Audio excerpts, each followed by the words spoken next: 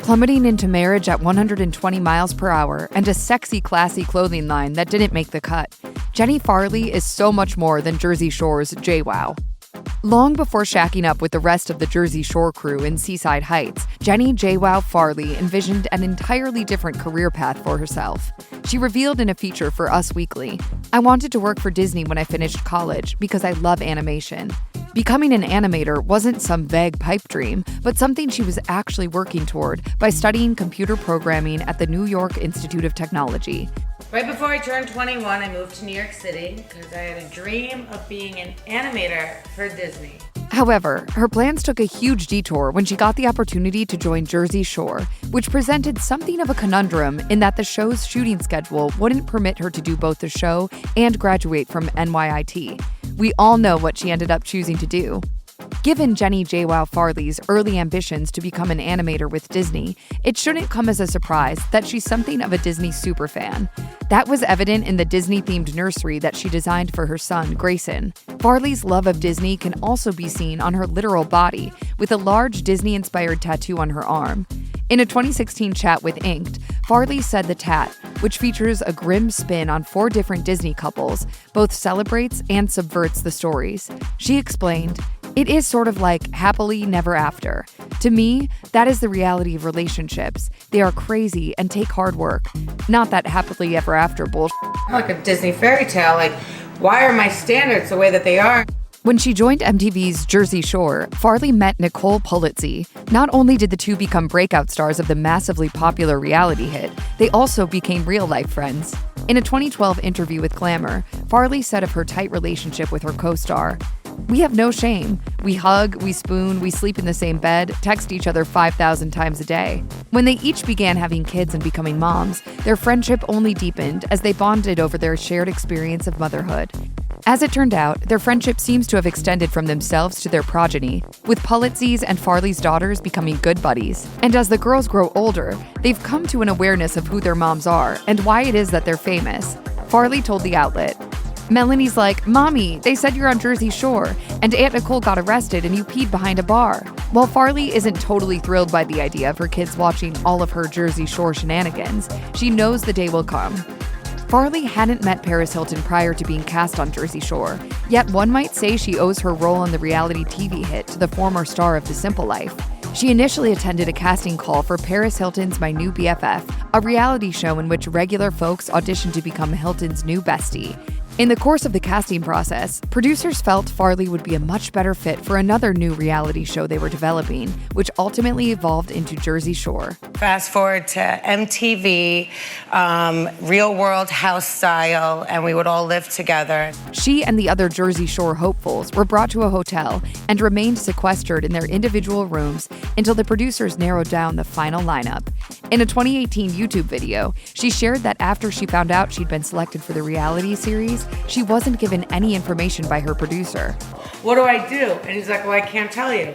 He's like, "You're gonna get this address and you're gonna drive to it and you're just gonna figure it out." That address was none other than the now legendary Seaside Heights property. As a longtime reality TV star, Farley's line of work often requires her to make personal appearances. She admitted to Us Weekly that she tends to experience severe stage fright in these types of situations, saying, "I am an introvert, which some people find hard to believe. If you put me on the spot to reenact something, I freak out and won't do it." This is something that came into play when she and Jersey Shore co-star Snooki were tapped as hosts of MTV's televised New Year's Eve celebrations back in 2012, a gig that placed the duo in front of a substantial crowd. As she declared to The Hollywood Reporter, "I have stage fright. I've never hosted a live broadcast like this before. Hopefully I don't freeze or go blank on stage." Interestingly, she doesn't have any issues when it comes to filming reality TV, saying, "I can have a camera in my face all day and be myself, but the moment you make me stand on stage and present awards, my knees shake." In addition to Jersey Shore, Farley has also taken the occasional acting role. According to her somewhat sparse list of IMDb credits, these include playing herself in 2012's The Three Stooges, as well as the lead in the 2022 movie The Mint. Her most intriguing acting role, however, was her multi-episode guest starring stint in iconic soap opera One Life to Live, appearing in 14 episodes of the show back in 2013. You only wanted me to get your rocks off. That's all either of us wanted. When One Life to Live joined the roster of streaming options on Apple TV+, Farley took to Twitter to joke, "Yay, now everyone can see my terrible acting." In an interview with Cinephile, Farley acknowledged her limitations as an actor, but zeroed in on a role at which she could excel, joking, I think I could play a really good dead body on Law & Order. That I could nail."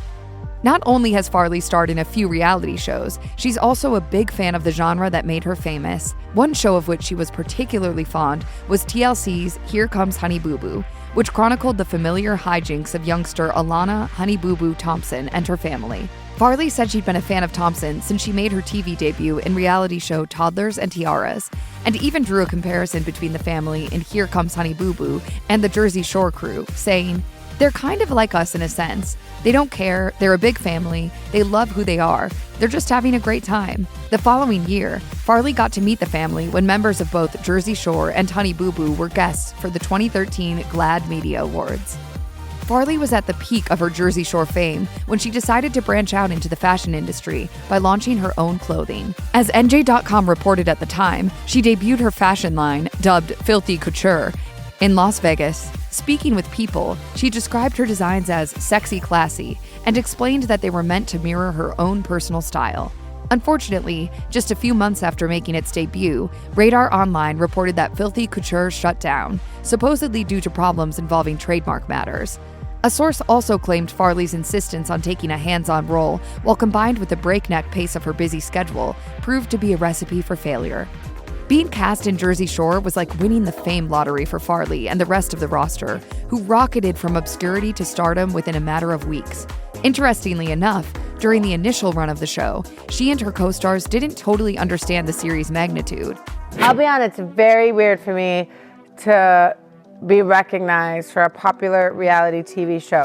She added, "MTV really tried to hold that parental protective umbrella over us because they didn't want it to take away from how original and authentic we were as a cast.